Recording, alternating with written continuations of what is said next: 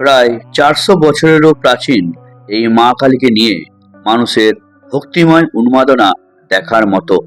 অন্যান্য সিদ্ধপীঠের মতনই এখানে মায়ের পীঠ সিদ্ধ। দুর্গাপুরে এই সিদ্ধপীঠের কথা জানেন কি আপনারা? চলুন অবাক করা সত্যিকারের জীবন্ত মায়ের কাহিনী তুলে ধরবো আজ আপনাদের সামনে।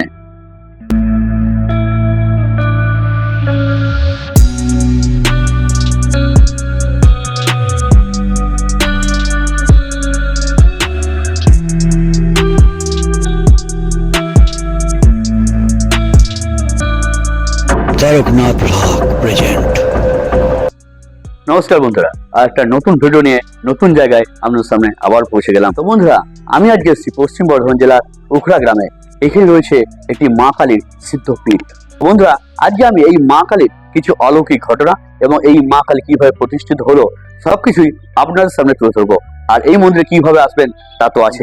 এই মন্দিরে আপনারা কিভাবে আসবেন না আসবেন সবকিছুই আমার ভিডিওতে থাকবে। তো প্রথম থেকে শেষ পর্যন্ত কিন্তু আমার ভিডিও দেখবেন।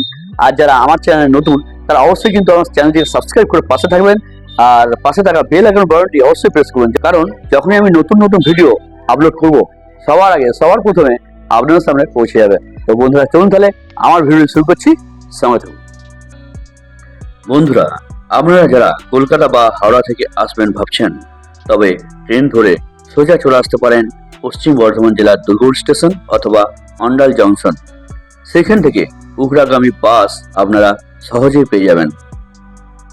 তাছাড়া বাঁকুড়া থেকে যারা আসতে চান তারা দুর্গাপুরগামী বাস ধরে চলে আসুন দুর্গাপুর বাস স্ট্যান্ড।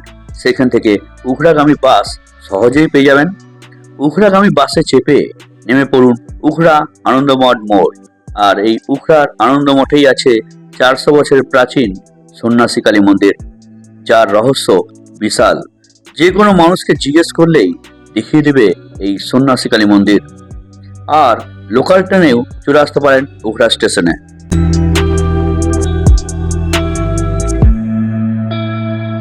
আমরা যেহেতু 2 চাকা করে আসছি, সেই জন্য রাস্তায় যেতে যেতে রাস্তার বাঁ দিকে চোখে পড়ল নতুন কালী মন্দির।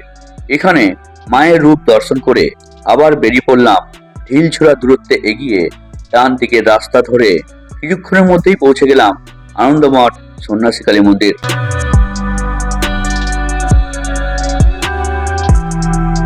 মায়ের মন্দিরটির আকার বেশ বড়। মন্দিরটি খুবই সুন্দর, সাদা রঙের ওপর লাল রং দিয়ে বর্ডার করা। এতেই মানুষের হৃদয়কে আকৃষ্ট করে।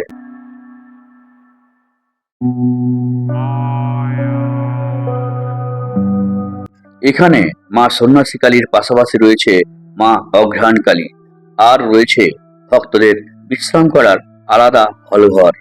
মা কালীর রয়েছে চরণ যুগল এবং সামনে রয়েছে ঝাঁক বলির হাড়িকাঠ। আর উল্লেখযোগ্য বিষয় হলো মা কালীর পেছনে প্রায় 400 বছর পূর্বের আশ্চর্য বকুল গাছ, যা আপনাদের দর্শন করা অবশ্যই প্রয়োজন।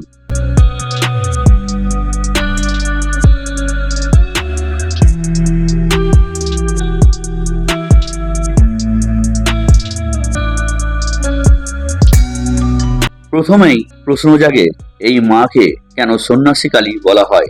তবে শুনুন, সেই সময় এই অঞ্চল ছিল ঘন জঙ্গলে আবৃত, একদম নিস্তব্ধ, জনমানব শূন্য শ্মশান ভূমি।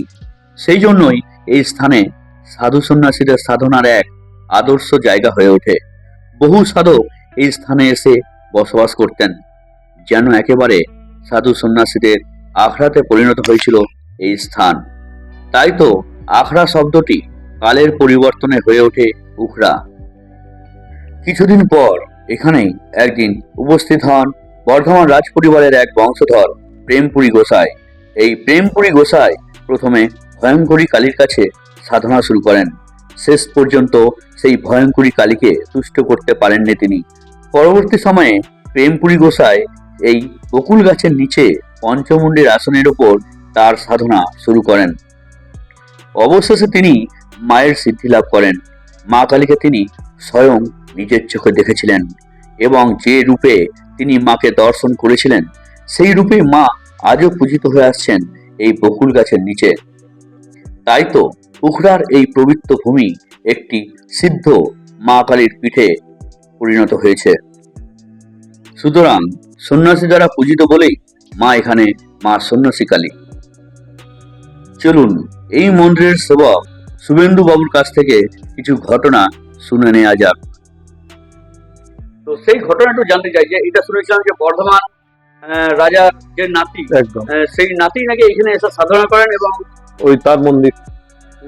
তারই এই মন্দির এটা। হ্যাঁ, প্রেমপুরী গোসাই মন্দির। আমার নাম হলো শুভেন্দু পান্ডে। এইখানে মোটামুটি আমি আমার দাদুদের কাছ থেকে শোনা যে এই মন্দির মোটামুটি প্রায় 400 বছর আগের মন্দির। ঠিক আছে, এখানে একটা ফলক ছিল, দেখুন এই সালটা দেখতে পাবেন, 1339 সালে। হ্যাঁ, তখন এটা তো এই মন্দিরটা তৈরি হয়েছে। তার আগে কিন্তু বাবা সিদ্ধি লাভ করেছে এখানে। এটা একটা সিদ্ধপীঠ, মানে যেমন আপনি কঙ্কালীতলা বা আহ, তারাপীঠ, মানে যেরকম সিদ্ধপীঠ, তো এই সন্ন্যাসী কালী উগ্রার বহুত পৌরাণিক একটা সিদ্ধপীঠ। তো এই প্রেমপুরী গোসাই মানে বাবা মাকে সিদ্ধি লাভ করে আমাদের হাতে মাকে দিয়ে গেছে সেবা করার জন্য। তো আমরা এই মন্দিরে সেবাই। এই যেমন এই গাছটা আছে বকুল গাছ, আজ মোটামুটি কতদিনের যে গাছ এটা কেউই বলতে পারবে না।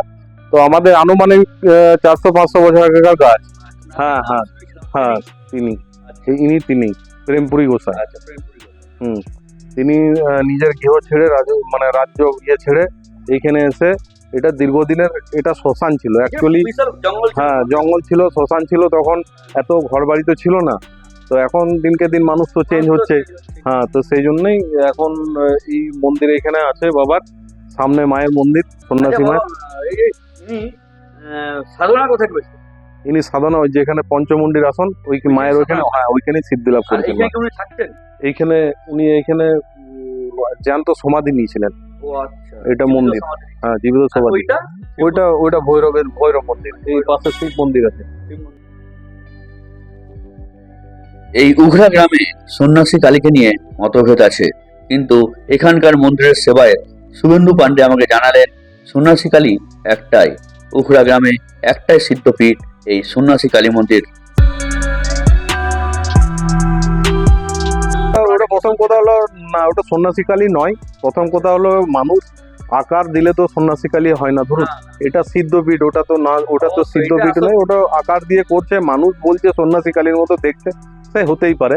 সেটা কোনো আমার ওটা ব্যক্তিগতভাবে বলার কিছু নেই, কিন্তু সন্ন্যাসী কালী উগ্রাতে একটাই। মায়ের মন্দিরের অপোজিট সাইডেই রয়েছে এই প্রেমপুরী গোসাইয়ের জীবন্ত সমাধি মন্দির। তিনি যেহেতু বৈষ্ণব সাধক ছিলেন, সেই কারণে মায়ের কাছে পাঠা বলি হলে এই মন্দিরের দরজা বন্ধ থাকে।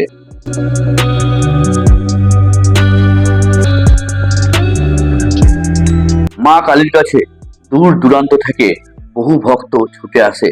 তারা কোনোদিন খালি হাতে ফেরত যান না, মা তাদের মনস্কামনা পূরণ করেন।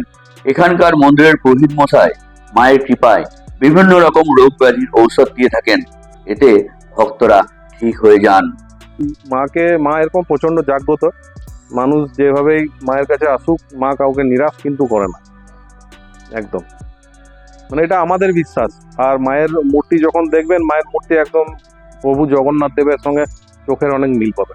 হ্যাঁ, ওষুধ দেওয়া হয়, বাচ্চা না হলে ওষুধ দেওয়া হয়, তারপরে আপনার কুকুর টুকুর কামড়ে দিলে ওষুধ দেওয়া হয়, তারপরে এরকম মাদুলি কবচ শান্তেন এসব দেওয়া হয়। কুকুর কামড়ালে ওষুধ দেওয়া হয়? হ্যাঁ, ভালোই কাজ। কুকুর বিড়াল এসবের ওষুধ দেয়। বাচ্চা টাচ্চা যদি না হয় তাহলে এখানে এসে মায়ের ওষুধ খেয়ে অনেকের বাচ্চা হয়েছে। অলৌকিক ঘটনা স্বরূপ দেখা যায়, এক ভক্ত মায়ের কাছে ছাগল মানসিক করেছিলেন। যেদিন তিনি ওই মানসিক পূরণের জন্য সেই ছাগল বলি দিতে আসেন, সেদিন তিনি অসুস্থ হয়ে পড়েন। কেন তিনি অসুস্থ হলেন, চলুন শুনে নি সেই কাহিনী শুভেন্দু বাবুর মুখ থেকে।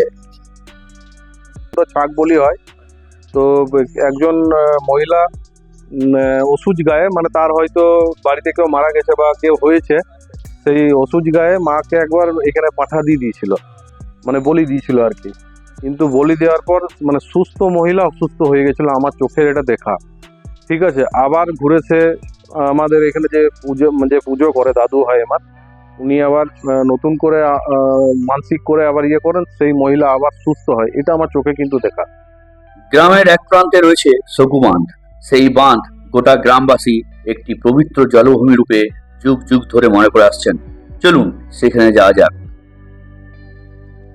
তো বন্ধুরা, আমি সকু বাঁধ বা সকু পুকুরে আমি চলে এসেছি। আর এই যে ছোট্ট কিউট প্রশান্ত, এর সঙ্গে আমার দেখা হয়ে গেছে।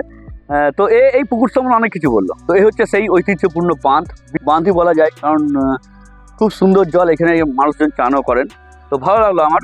তো তাহলে দেখে নিলেন যে এইটা হচ্ছে সেই পুকুর যেখানে সন্ন্যাসী মা কালীকে এখানে বিসর্জন দেওয়া হয়, এবং পুজোর 15 দিন আগে এখান দিয়ে সেই পাটাতন তোলা হয়, আবার সেই পাটাতনে মাটি দিয়ে মায়ের মূর্তি তৈরি করা হয়।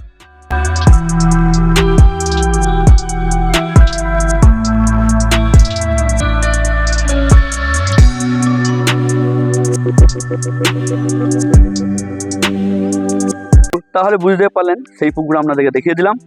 তো কেমন লাগলো এই পুকুরটি, সেটা কিন্তু অবশ্যই কমেন্ট করে জানাবেন। কার্তিক মাসের অমাবস্যার দিন মায়ের পূজা মহাসাড়ম্বরে অনুষ্ঠিত করা হয়। সারা বছর মা পূজিত হন নিরাকার এক প্রতিচ্ছবি রূপে। শনি মঙ্গলবার মায়ের বিশেষভাবে পূজা করা হয়। উখড়া একটি ঐতিহ্যমণ্ডিত প্রাচীন দেবভূমি। এখানে রয়েছে প্রচুর দেবদেবীর মন্দির, মহাদেবের মন্দির, রয়েছে প্রাচীন সব জমিদার বাড়ি ও রাজবাড়ি।